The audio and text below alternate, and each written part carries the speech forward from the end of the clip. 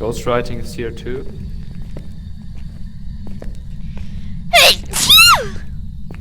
Bless you. Bless you. We need a picture of the ghost. I'm gonna stay.